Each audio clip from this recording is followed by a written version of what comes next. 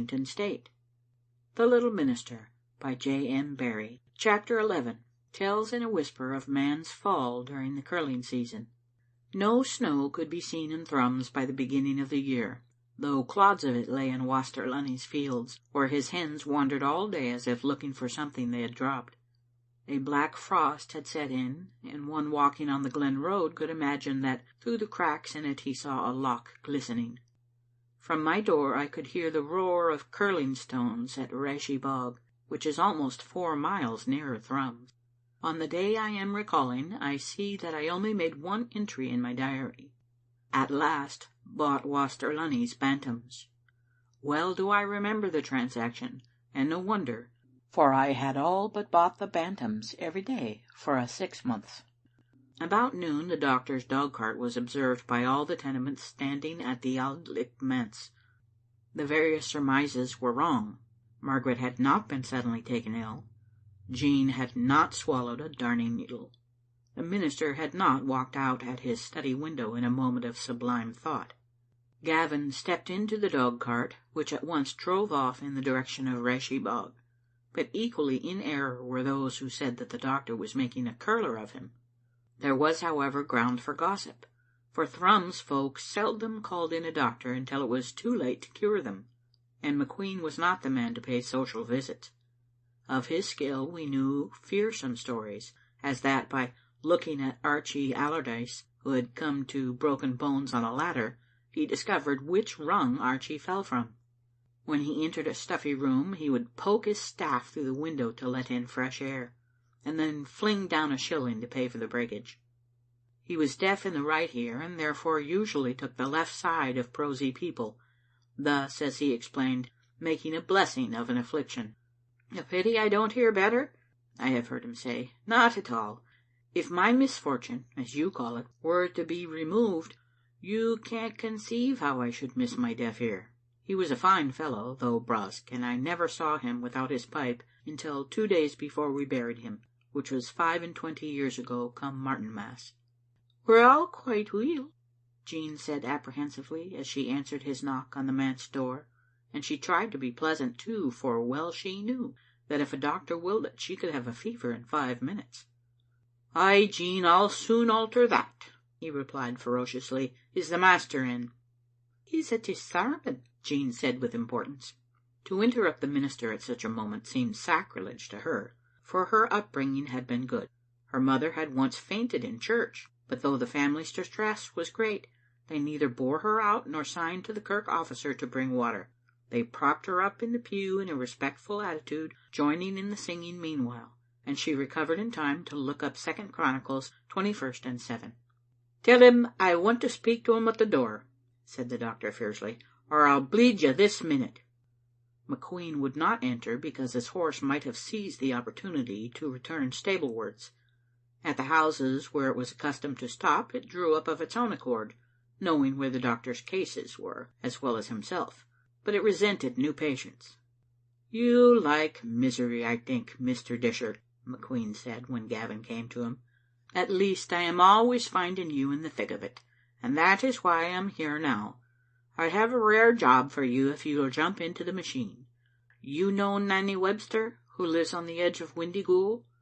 No, you don't, for she belongs to the other kirk. Well, at all events, you knew her brother Sanders, the mole catcher? I remember him. You mean the man who boasted so much about seeing a ball at Lord Rintoul's place? The same, and as you may know, his boasting about maltreating policemen whom he never saw led to his being sentenced to 9 months in gaol lately." "That is the man," said Gavin. "I never liked him." "No, but his sister did," McQueen answered dryly, "and with reason, for he was her breadwinner, and now she is starving. Anything I can give her would be too little, sir, but the neighbours, she has few near her, and though the Thrums poor help each other bravely, they are at present nigh as needy as herself. Nanny is coming to the poorhouse, Mr. Dishart." "God help her!" exclaimed Gavin. "Nonsense," said the doctor, trying to make himself a hard man. "She will be properly looked after there, and in time she will like it." "Don't let my mother hear you speaking of taking an old woman to that place," Gavin said. looking anxiously up the stair. I cannot pretend that Margaret never listened. "You all speak as if that poor house was a gaol," the doctor said testily. "But so far as Nanny is concerned, everything is arranged. I promised to drive her to the poorhouse today, and she is waiting for me now. Don't look at me as if I was a brute. She is to take some of her things with her to the poorhouse, and the rest is to be left until Sanders' return, when she may rejoin him. At least we said that to her to comfort her. You want me to go with you?" "Yes, though I warn you it may be a distressing scene. Indeed, the truth is that I am loath to face Nanny alone today. Mr. Duthie should have accompanied me, for the Websters are established kirk. Ay, and so he would, if Rashie Bog had not been barren. A terrible snare this curling, Mr. Dishart." Here the doctor sighed. "I have known Mr. Duthie wait until midnight struck on Sabbath, and then be off to Rashie Bog with a torch." "I will go with you," Gavin said, putting on his coat. "Jump in, then. You won't smoke?" "I never see a respectable man not smoking, sir, but I feel indignant with him for such sheer waste of time." Gavin smiled at this, and Snecky Hobart, who happened to be keeking over the manse dyke, bore the news to the tenements. "I'll no sleep this nicht," Snecky said, "for wondering what made the minister look. Ay, it would be no trifle." A minister, it is certain, who wore a smile on his face would never have been called to the Auld Licht kirk, for life is a wrestle with the devil, and only the frivolous think to throw him off without taking off their coats. Yet though Gavin's zeal was what the congregation reverenced, many loved him privately for his boyishness. He could unbend at marriages, of which he had 6 on the last day of the year, and at every one of them he joked, the same joke, like a layman.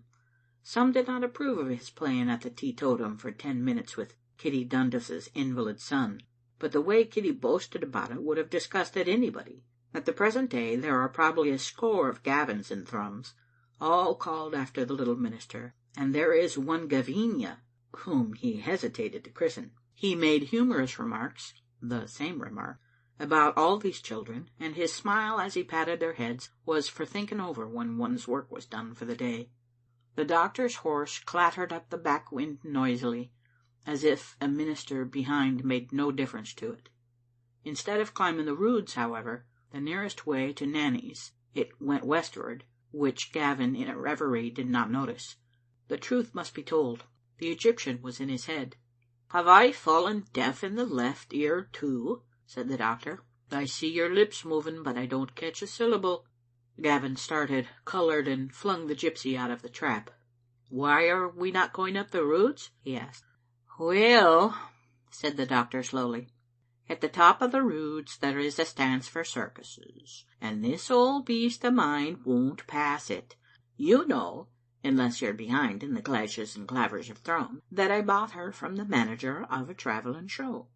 She was the horse Lightning, they called her, that galloped round the ring at a mile an hour, and so at the top of the Roods she is still unmanageable.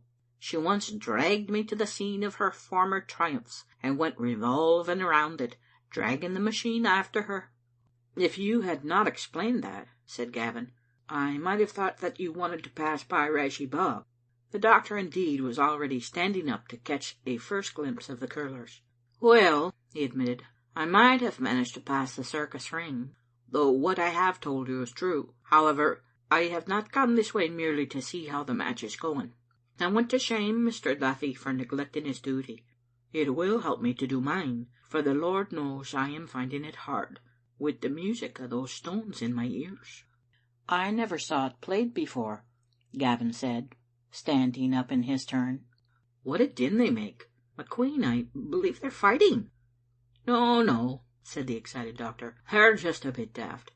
That's the proper spirit for the game. Look, that's the Baron Bailie near standing on his head, and there's Mr. Duthie off his head altogether. Yon's twa weavers and a mason cursing the laird, and the man with the besom is the master of Crumnathie." "A democracy at all events," said Gavin. "Oh, by no means," said the doctor. "It's an aristocracy of intellect. Gee up, Lightning, or the frost will be gone before we are there." "It is my opinion, doctor," said Gavin, that you will have bones to set before that game is finished. I can see nothing but legs now." "Don't say a word against curling, sir, to me," said McQueen, whom the sight of a game in which he must not play had turned crusty. "Dangerous! It's the best medicine I know of. Look at the man coming across the field. That is Joe Strahan." "Well, sir, curling saved Joe's life after I had given him up. You don't believe me? Hi, Joe! Joe Strahan! Come here and tell the minister how curling put you on your legs again." Strahan came forward, a tough little wizened man, with red flannel round his ears to keep out the cold. "It's gospel what the doctor says, Mr. Dishart," he declared. "Me and my brither Sandy was bath ill and in the same bed, and the doctor had hopes of Sandy, but nane o' me. When I heard that, I thought I micht as well die on the ice as in my bed. So I up and on with me clothes. Sandy was mad at me, for he was no curler, and he says, 'Joe Strahan, if you gang up the Rashy bog, you'll assuredly be brocht home a corp.' I didna heed him though, and off I gaed." "And I see you did not die," said Gavin.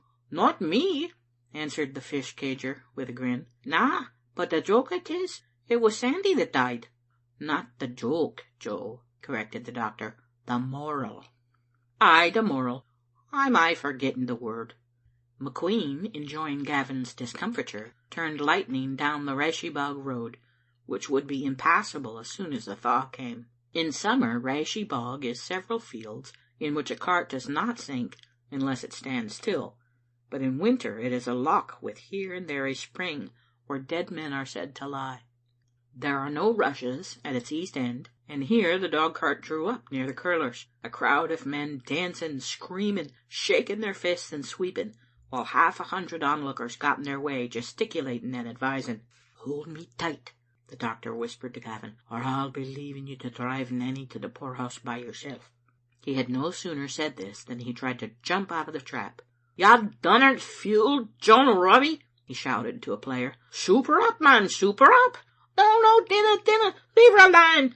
Bailey, leave her alone, you blazing idiot." "Mr. Dishart, let me go. What do you mean, sir, by hanging on to my coat tails? Dang it all, Duthie's winning. He has it. "You're to play, doctor," some cried, running to the dog cart. "I missed you, sir." "James, no, I darena." "Then we get our licks. I never saw the minister in sich form. We can do nothing against him." "Then," cried McQueen, "I'll play. Come on, Will, I'll play. Let go my tails, Mr. Dishart, or I'll cut them off. Duty fiddlesticks." "Shame on you, sir," said Gavin. "Yes, and on you others who would entice him from his duty." "Shame!" the doctor cried. "Look at Mr. Duthie. Is he ashamed? And yet the man has been reproving me for 12 months because I've refused to become one of his elders. Duthie," he shouted, "think shame of yourself for curling this day." Mr. Duthie had carefully turned his back to the trap, for Gavin's presence in it annoyed him. We seldom care to be reminded of our duty by seeing another do it. Now, however, he advanced to the dog cart, taking the far side of Gavin. "Put on your coat, Mr. Duthie," said the doctor, "and come with me to Nanny Webster's. You promised." Mr. Duthie looked quizzically at Gavin and then at the sky. "The thaw may come at any moment," he said. "I think the frost is to hold," said Gavin. "It may hold over tomorrow," Mr. Duthie admitted, "but tomorrow's the Sabbath, and so a lost day." "Oh, what?" exclaimed Gavin, horrified. "I only mean," Mr. Duthie answered, colouring, "that we can't curl on the Lord's day, and for what it may be like on Monday no one can say. No, doctor, I won't risk it. We're in the middle of a game, man." Gavin looked very grave. "I see what you're a thinking, Mr. Dishart," the old minister said doggedly, "but then you don't curl. You are very wise. I have forbidden my sons to curl." "Then you openly snap your fingers at your duty, Mr. Duthie?" said the doctor loftily. "You can let go my tails now, Mr. Dishart, for the madness has passed." "None of your virtuous airs, McQueen," said Mr. Duthie hotly. "What was the name of the doctor that warned women never to have bairns while it was hauding?" "And what," retorted McQueen, "was the name of the minister that told his session he would neither preach nor pray while the black frost lasted. "Hooch, doctor," said Duthie. "Don't lose your temper because I'm in such a form." "Don't lose yours, Duthie, because I beat you." "You beat me, McQueen. Go home, sir, and don't talk havers. Who beat you at? Who made you sing Smollett? Who won? Who? "I'll play on Monday, for whatever you like," shrieked the doctor. "If it holds," cried the minister, "I'll be here the whole day. Name the stakes yourself. A stone?" "No," the doctor said, "but I'll tell you what we'll play for. You've been dinging me doited about that eldership, and we'll play for it. If you win, I accept office." "Done," said the minister, recklessly. The dog cart was now turned toward Windyghoul, its driver once more good-humoured, but Gavin silent. "You would have been the better of my deaf ear just now, Mr. Dishart," McQueen said after the lock had been left behind. "Ay, and I'm thinking my pipe would soothe you. Don't take it so much to heart, man. I'll lick him easily. He's a decent man, the minister, but vanity of his play, ridiculously vain. However, I think the sight of you in the place that should have been his has broken his nerve for the day, and our side may win yet." "I believe," said Gavin, with sudden enlightenment, "that you brought me here for that purpose." "Maybe," chuckled the doctor. "Maybe." Then he changed the subject suddenly. "Mr. Dishart," he asked, "were you ever in love?" "Never," answered Gavin, violently. "Well, well," said the doctor, "don't terrify the horse. I've been in love myself. It's bad, but it's nothing to curling." End of chapter 11. Recorded by Sylvia M.B. in Washington State.